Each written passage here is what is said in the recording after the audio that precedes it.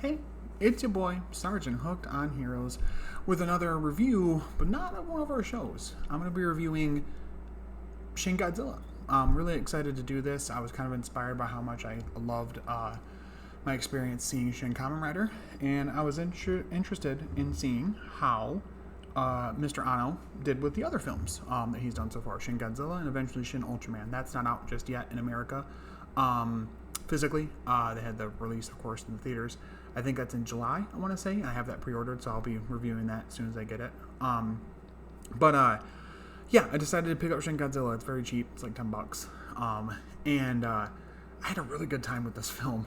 I think my favorite part of it overall is that it doesn't in any way, shape, or form paint Godzilla as anything other than an absolute threat to humanity and a villain. And not even really a villain, doesn't really have any motivations. It's just a threat to humanity, and that's it. It's not the heroic, champion of humanity fighting, oh god, there are monsters attacking us, we need Godzilla to help us. Like, nope, he's a threat to everybody, and we just got to deal with it. And I really like that. I think that's a really cool part of this film. That alongside the absolute god tier pacing in this film. I know that I have my qualms here and there with the pacing for Shin Kamen Rider. But this is way better. I think this is paced way better. I don't really know what that means. I think that the pacing is like purposeful in most of his films and his works. I think that's just kind of his thing to have kind of sporadic pacing.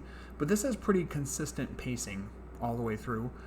There are bits of this I could see some people thinking are kind of boring because we get a lot of like the side of the government. We get to kind of see, at least I don't know a whole lot about it, how Japanese government works. We get to see that there's the prime minister, then underneath him is other ministers that oversee things like, commerce and transportation and, agriculture and science and what have you. And we get to kind of see how that works a little bit. Our main character is Rando Yoguchi, along with Kayoko, who is a Peterson, who is a Japanese-American descent liaison from America, who is the United States' ambassador working with Japan to figure out what they're going to do about this threat. Because if it's a threat to Japan, it's going to be moving towards America eventually, in the world. And if you don't know, the United States and Japan have a treaty to help each other in times of need and disaster and blah blah. And so they're kind of the main characters, kind of the backbone of this thing. They're the ones that help kind of bring together the scientists and the intellectuals and the smarty pants, if you will, to figure out the problem. Because that's what's kind of cool, and what I kind of liked about the film was the take they had on it, is that there's never a true human villain in any way. Like, it's not like there's a prime minister who's like, yes, I actually want him to destroy so I can get reelected, blah, blah, blah. No, it's just people kind of fumbling over what the fuck to do. They start out not thinking it's a real thing. Then when someone mentions it's a real thing, they're like, and then they start seeing it's a real thing. Then they start seeing it's even more of a real thing. Once we see the evolution of Godzilla, which, by the way, Godzilla's design is the most ridiculously gross, disgusting design for Godzilla I've ever seen, and I love it. I am here for every single second of it. Oh my goodness. I love it. It's so well put together. I love how we see it slowly manifest as the creature it becomes and that we know as Godzilla. And it doesn't just come out fully perfectly formed. Like, when you really think about it and you want to add a nice touch of realism to something like this, that this would be how it would go. We would get a abomination, a mutation of wildlife that would be kind of falling apart and gross and gooey before it starts to pull itself together fully and start to as it responds to external stimuli. And that's what I like, is that there's a lot of science with this movie, and that's the way they tackle most of it. And the first little form of it is we see barely a little bit in the water. Like, what the fuck is that? Then we see the tail. Just gonna say, looks like a dick. And then we see it on all fours at first. And that first design is just bonkers. The goofy, beady eyes it never loses. And the, gooey, red, disgusting parts that, I think that part of it, is gushing out of it at one point. And it goes through, a tunnel, like a express highway tunnel. And it, goes through the ceiling. And, I think it may have drowned some people or hurt some people, which is just disgusting. What a fucking way to go. And it's, waddling its way through and, destroying buildings and shit. And also, I watched this for the first time with my wife, and she had a blast with it, actually. So anyway, we see it in that first primordial form, then it eventually learns, okay, people are fucking with me, attacking me, starts to stand up, so it can be a little taller, starts getting attacked more, okay, I need to be more armored, it starts to like evolve in a way where it's kind of got like a Doomsday-ness to it, Doomsday the DC villain, where like any stimuli that's hitting it and doing a lot of damage or could kill it, it's like, alright, fuck you, and like evolves in a certain way to like withstand that. So we eventually get to the stage where, the fourth stage, which we see for most of the film with Godzilla, where they start to analyze him and they start to realize he's kind of like a biological nuclear reactor in the way that he works. When he starts using his atomic breath, I'll get there. Oh my god. He has to have a cooldown period afterwards. And it works just like how a nuclear reactor works. So I think that's a really cool thing to build into the biology of it. It's not really something we really get to delve into a lot in the films, and I like that they took the time to do that. Again, this movie is not for everybody, nor is it for every kind of Godzilla fan. I think it did pretty decently and awesomely well when it originally ran in Japan, and the huge fucking months worth of showtimes that it got in America. Like, why can't we get the same love for these other films? Jesus Christ. A day or two, seriously? Come on now. It's just a really fun film. And we're seeing like the different parts as they go. A lot of the human character interactions are really good.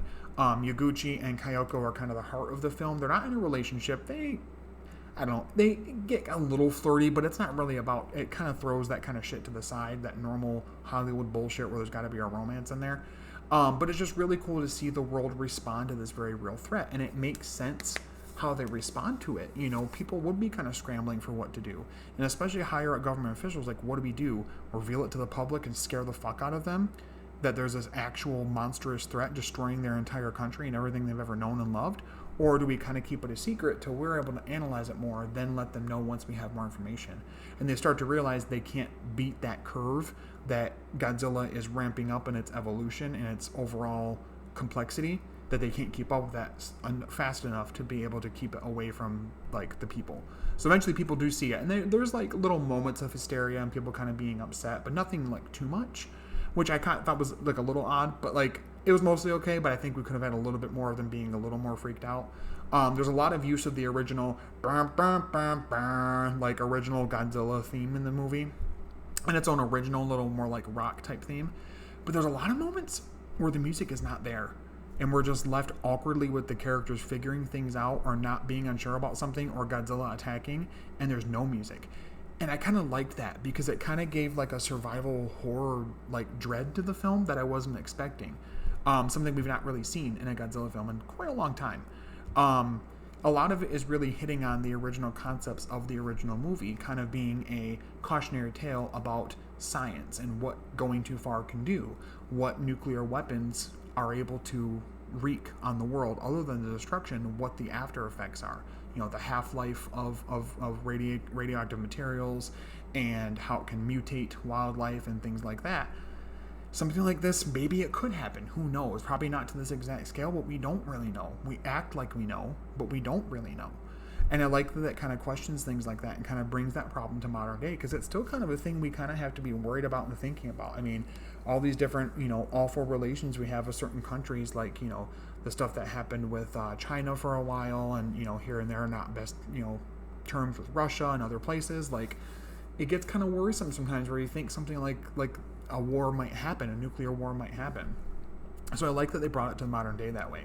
I also really enjoy that we get, like I said, we get to see the different parts of the government deal with the problem in their own different ways, not really knowing what to do and kind of failing in certain ways and then eventually stumbling on their solutions. Until we get to a part of the film where Kayoko and Yaguchi essentially gather all of the scientific, brilliant minds of the entire, place all in one spot and say, hey, guess what? We're the nerds, the dropouts, the weirdos, the cast-outs, the losers, the creeps, whatever, but we're the ones who are probably going to save the day. Let's figure this out. And this is call to arms. They all get together and they move the tables out of the way. We see them working in shifts, going home and sleeping, coming back, having some food. The pacing with that was cool to kind of see them how much they were working around the clock to figure out the problem. Their eventual solution, with a little bit of help from a unseen character other than a picture called Goro Maki, the scientist who first discovered Godzilla but was not able to stop him, that essentially they're going to come up with a blood coagulant that is a coolant, a super freezing coolant, that will be able to freeze Godzilla when enough of it is given to him to stop him and dead in his tracks and completely he's gone, he's done, right? Well, the problem with that is how big he is. He needs a lot of it. So they have to work with the different parts of the government. They have to work with transportation and metro, and they have to get vans and buses and trains and cranes, emergency response cranes that can inject it into his mouth and stuff, all together to work on this problem. And that's really cool, seeing that that would be the way they would take care of it. They don't have to, they're not trying to rely on this, Ultron's going to come and kill Godzilla for us, or all this other monster is going to come. No, it's all of them have to handle it. I think that's really cool. It's a really cool thing to see humanity as a decent, shoulder-to-shoulder threat to Godzilla, and that they can kind of handle their own. One of my favorite parts of the movie, though, is when Shin Godzilla finally activates its atomic breath for the first time. First time it does, every time it does, actually, it unhinges its jaw and just vomits out a bunch of flames and lava and disgusting whatever, and it's awful. It's destroying a bunch of buildings, probably kills a few people, whatever. But then it truly activates into the blue atomic breath that we know that Godzilla has, and it's this super concentrated fucking railgun laser. It's so cool, destroying buildings like nothing. The prime minister tries to evacuate, and before that he has a conversation where they're like, okay, we need to evacuate, and he goes, I'm not going to evacuate before the people. And they're like, why? He's like, I'm going to look like a monster if I leave the people and evacuate before they even have a chance to. So he's struggling with it. He's basically forced to do it and doesn't really want to. But as the helicopter's leaving, him and his entire cabinet wiped out. But not by the atomic breath from his mouth. Godzilla can shoot the atomic breath in this film from his fucking dorsal fins. From the spikes on his back, they shoot a bunch of fucking millions of those little lasers all over the place. So there's a bunch of drones in one sequence that come in, and the helicopter leaving with the prime minister and his cabinet, they all get fucking wiped out. So it's cool, and it's fucking wrecking shit. And then it goes into kind of a stasis because it needs to cool down. And that's when they come up with the plan for the coagulant. To get everything together, they're throwing buses at Godzilla, they're throwing trains at Godzilla, trucks at Godzilla, everything they can to get the coagulant on them, and it's starting to slowly cool down, but not entirely as much fast as they need it to. Some people are getting attacked and killed here and there. U.S. forces are helping a little bit, Japan forces. U.S. actually, part of the plot is that they want to nuke Godzilla, of course. That always worked out so well for us to nuke people before all history. Part of the plot is Kyoko and some of her contacts contacting other governments to call and slow down the countdown on sending a nuke to Japan. And the new prime minister realizing, I'm going to have to make a decision here. Do I let this happen and it maybe defeats Godzilla but wipes out almost the whole country? Or just really awfully affects it for a while, or do I not and let it happen by the way of Godzilla? He's caught between a rock and a hard place. So they're kind of running on a time limit. So they are successful, though. They get these cranes in there, and it kind of stabs her in the mouth and stuff like that to get the coagulant in there, and it does eventually slow him down. Some of the research earlier in the film did say that if they wouldn't have been successful, it would have eventually evolved to the point of having wings, and it would have been intercontinental flight. Basically, the world's fucked at that point. So they're successful. They freeze it, and it's just like a statue, just kind of stuck there forever. And they enter a new agreement, though, with the U.S. and the rest of the world, that if a day comes when the coagulant stops, and they're going to keep probably synthesizing it and keep injecting it to keep it that way, but if somehow it doesn't work and it breaks free, they're going to they have to wipe it out with a nuke, and they agree to it. And it's a very shaky thing. We also see that the radiation from the atomic breath and basically from Godzilla just existing and walking around has a very short half-life, at least at this stage, and so rebuilding is possible, that it'll be not radioactive very soon, and they can rebuild and eventually get back to where they were. So there is hope. There's a lot of it that there is hope for the future and hope for a solution, and that it's not all dreary and dread and sad and pointless, and there's no hope. But we do end the film on a really cool note, because we keep seeing the gross evolution, like I said, of Godzilla. At the very end of the film, they zoom in on the statue that's left of him that's frozen, right? It goes up to his tail, and the dick tail is gone. The tail is still there, but the end of it, doesn't look like a dick anymore. It's got a bunch of what looks like babies on it, but they look human-like. And it was really unsettling, and we end the film on that shot. And I was like, I don't like that. So, again, I really, really like this film. I really like the performance of Yaguchi and Kyoko. Kyoko has this fun thing little shtick where she infuses a lot of English words into how she speaks, because she's born in America. Her grandma was born in Japan, but she's like herself was born in America, like the family moved over. And so she knows Japanese, but she doesn't speak it all the time to know like what setting to use, certain, types of it, honorifics and things like that. And so she struggles a lot in the movie to really like communicate sometimes the right way, because she's like injecting a bunch of English in there to make up for the fact there's certain things that she either doesn't know or is too lazy to use speech-wise in Japanese. And it makes for some funny moments. There are a lot of things where she like her little accent comes out, and she's a really like pretty and cute actress, so it was kind of funny hearing her say the things she does. And her little interactions with Gucci are kind of cool. He starts out kind of stuffy, and then he gets a little more less stuffy as the movie goes on. But it was cool seeing their interactions with each other and with the rest of the team in general. There's a really funny point where they basically tell Gucci to go home and take a shower and get a new shirt on because he reeks. And he's like, really? He like actually realizes it and decides to go. So that was really cool. And like I said, there's little moments of humor throughout, but a lot of it, like I said, is focused on humanity and how they're going to handle this threat. And I think that's really cool. And on this gross design of Godzilla. So overall, I really enjoyed it. I think there's a lot to love in this movie. I don't know if it's for everybody. I really enjoyed it, being a Godzilla fan, a kaiju fan, a Hideaki Anno fan. But it may not be for everybody. My wife loved most of it. At one point she fell asleep, but she was tired going in. But she made a funny joke. There's a part where they do attack him and Godzilla, and they hit him with like a certain bomb right near his spine where the spikes are, that shoot lasers out. And it damages him a little bit. And it was right after stasis, and you see him kind of like wake up and startle like he's going to start attacking. And she goes, "Guys, I was trying to sleep. Stop hitting me." So just fun wife stuff. But overall, I really liked this film. I thought it was pretty fucking cool. Pretty gross, pretty gnarly, but a pretty good film. Score-wise, probably somewhere in the 8.5 out of 10 range. It's not perfect, but it was still very vastly entertaining. And I see why Anno continued to make these other Shin films, and why he was like given the green light for them and what have you. It's just a really entertaining and fun time. So definitely check it out if you have a chance to. I think it might be available, perhaps Amazon Prime Video, whatever. It's like $10 to buy it. Just buy it. It's on Blu-ray. It's got a really cool flip cover. I wish I had it out here to show you, but of course I'm not prepared that way.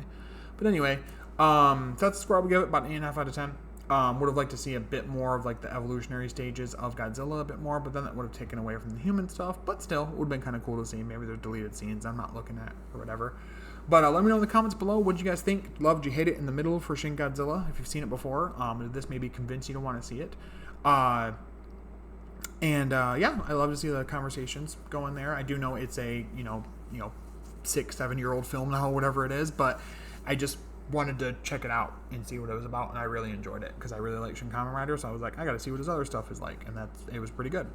As far as content this week, it'll be pretty much this. It'll be the other one besides the Geats review and the Boost Mark 9 buckle review that I did recently. Check those out if you haven't looked at those already.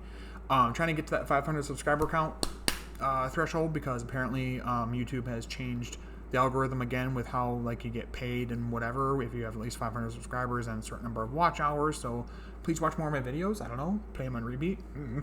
But anyway, the numbers aren't that important. It'd be cool to make money off it, but I'm not gonna like stress about it too much. But again, as always, I thank you guys so much for liking, commenting, subscribing, watching, sharing my videos. I appreciate the hell out of you guys. Thank you for giving me a platform to come out here and talk about this goofy shit that we all watch. But as always, stay hooked on heroes and monsters, kaiju, heroes, whatever. I will be doing probably some stuff about Secret Invasion, the Disney Plus series for that. And probably some as far as Star Wars, the Acolyte one, and then also Ahsoka. So look out for that. But as always, stay hooked on heroes. I'll talk to you later. Bye-bye.